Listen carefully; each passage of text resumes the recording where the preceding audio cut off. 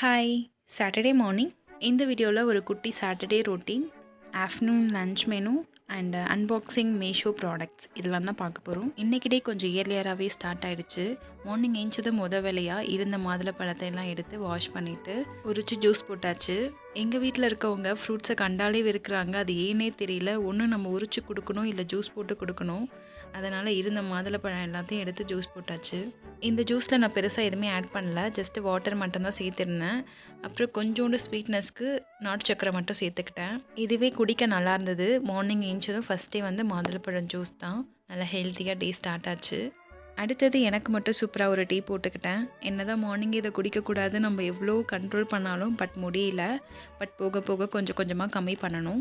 இன்றைக்கி Saturday office leave. So மார்னிங்கே ஏஞ்சி அவசரமாக கிளம்பி ஆஃபீஸ் போக வேண்டிய வேலை இல்லை. ஸோ மார்னிங்கே கொஞ்சம் ரிலாக்ஸாக பொறுமையாக வீட்டு வேலையெல்லாம் செய்யலான்னு பார்த்தா இந்த வீக்கு சப்போர்ட் பண்ணணும்னு சொல்லிட்டாங்க.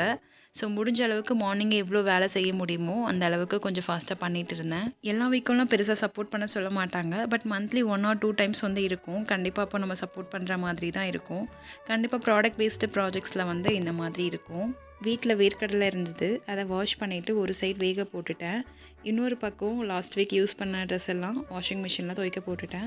மீன்வாயில் நான் ஒர்க் பண்ண வேண்டிய டைமும் வந்துருச்சு. சைட் பை அதையும் பார்த்துட்டு இருந்தேன். நெக்ஸ்ட்டு 20 மினிட்ஸில் வேர்க்கடலையும் ரெடி ஆகிடுச்சு. அதை சாப்பிட்டுக்கிட்டே ஒர்க் பண்ணிகிட்டு இருந்தேன். வேர்க்கடலையில் லோ பட்ஜெட் ஹை ப்ரோட்டீன் இருக்குது. கண்டிப்பாக எங்கேயாவது பார்த்தீங்கன்னா மிஸ் பண்ணாமல் வாங்கி சாப்பிடுங்க. ஒரு 2 ஹவர்ஸ்க்கு அப்புறமா ஒரு சின்ன பிரேக் எடுத்து லஞ்சுக்கு குக் பண்ணலான்னு ஸ்டார்ட் பண்ணியிருந்தேன்.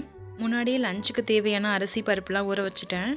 இன்றைக்கி லஞ்சுக்கு சாம்பார் அண்ட் கோவக்காய் பொரியல் இதுதான் செய்யலான்னு பிளான் பண்ணியிருந்தேன். பருப்பு கொஞ்சம் எக்ஸ்ட்ராவே ஊற வச்சுருந்தேன் நைட்டுக்கும் சேர்த்து.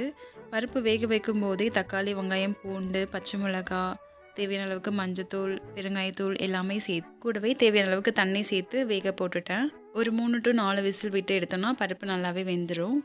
சாம்பார் தாளிக்கிறதுக்கு ஒரு கடாயில் தேவையான அளவுக்கு ஆயில் சேர்த்துட்டு, ஆயில் ஹீட் ஆனதோ கடுகு சேர்த்துட்டு, கடுகு பொரிஞ்சதும் 4 காஞ்ச மிளகா கிள்ளி சேர்த்துக்கலாம். இது கூடவே பூண்டு, மிளகு, சீரகம் இது எல்லாத்தையும் லைட்டாக அரைச்சி தாளிச்சா சாம்பார் சூப்பராக வாசனையாக இருக்கும். இந்த ஸ்டேஜில் தேவையான அளவுக்கு உப்பு செக் பண்ணிவிட்டு உப்பு சேர்த்துக்கலாம். நல்லா ஒரு 1/4 hour கொதிக்க விட்டோன்னா சூப்பராக சாம்பார் ரெடி ஆகிடும். இது கூடவே ஃபைனலாக ஒரு சின்ன எலுமிச்சப்பழம் சைஸ் அளவுக்கு புளி ஊற வச்சு கரைச்சி அந்த தண்ணியை மட்டும் சேர்த்தனா சூப்பரான சாம்பார் ரெடி. அடுத்தது ஒரு பெரிய டாஸ்க்கு கோவக்காவை கட் பண்ணணும். இந்த கோவக்காவை கட் பண்ணுறது கொஞ்சம் கஷ்டம்தான். வேறு வழி இல்லை, கட் பண்ணி தான் ஆகணும். ஒரே சைஸ் போல் கட் பண்ணனா கண்டிப்பாக வேக டைம் ஆகும். இது உடம்புக்கு ரொம்பவே ஹெல்த்து. வீக்லி 1 or 2 டைம்ஸ் செஞ்சு சாப்பிடலாம். ஆனால் ஆஃபீஸ் போனதுலேருந்து என்னால் இதை குக் பண்ணவே முடியல மார்னிங் டைமில்.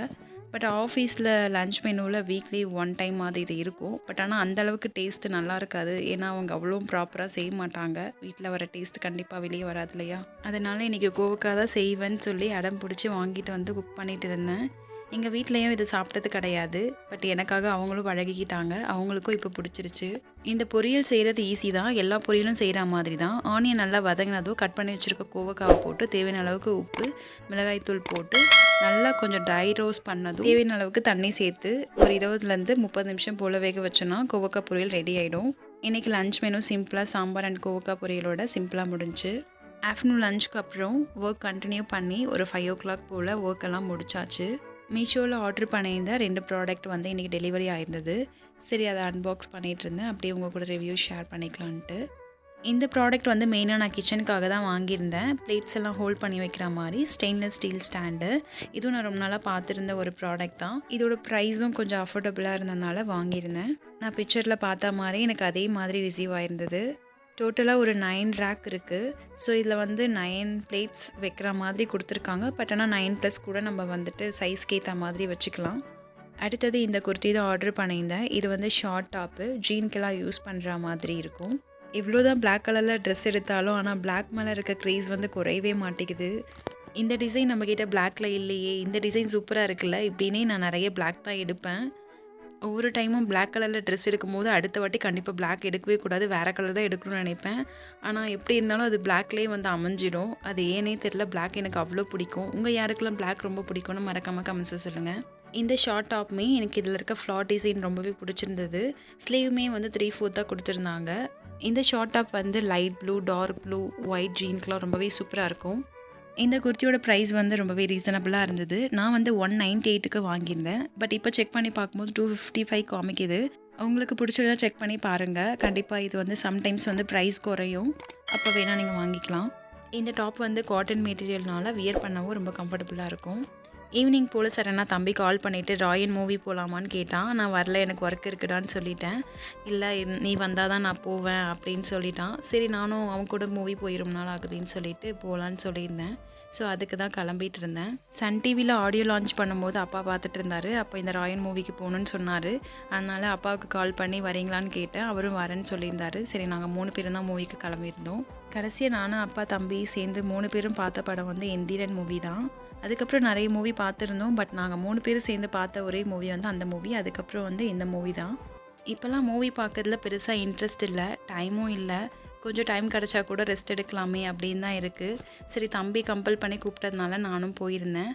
பட் ஆனால் போனதில் செம்ம ஒர்த்தான படம். பர்சனலாக எனக்கு ரொம்பவே பிடிச்சிருந்தது. போகலன்னா நான் கண்டிப்பாக மிஸ் பண்ணியிருப்பேன். இதுக்கப்புறம் போய் பார்த்துருப்பேனானும் தெரியல. பட் ஆனால் போனதில் ரொம்பவே ஹாப்பி.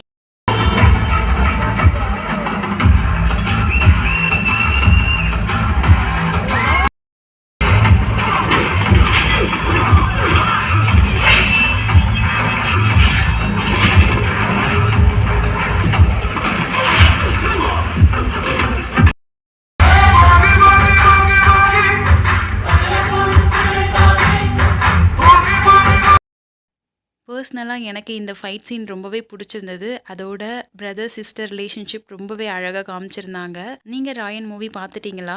அப்படி பார்த்துருந்தீங்கன்னா உங்களுக்கு எந்த சீன் ரொம்ப பிடிச்சிருந்தது மறக்காமல் கமெண்ட்ஸ் சொல்லுங்கள். அப்புறம் வீட்டுக்கு வந்ததும் இந்த ஸ்டாண்டில் இருந்த பிளேட்ஸை மட்டும் அடுக்கி அழகாக பார்த்துட்டு இருந்தேன். இந்த டே அண்ட் இந்த வீடியோ இதோட கம்ப்ளீட் ஆகுது. இந்த வீடியோ உங்களுக்கு பிடிச்சிருக்கும் நம்புகிறேன். பிடிச்சிருந்தா லைக் பண்ணுங்கள். மறக்காமல் இந்த மாதிரி வீடியோஸ் பார்க்க சேனலை சப்ஸ்கிரைப் பண்ணிக்கோங்க. பாய்.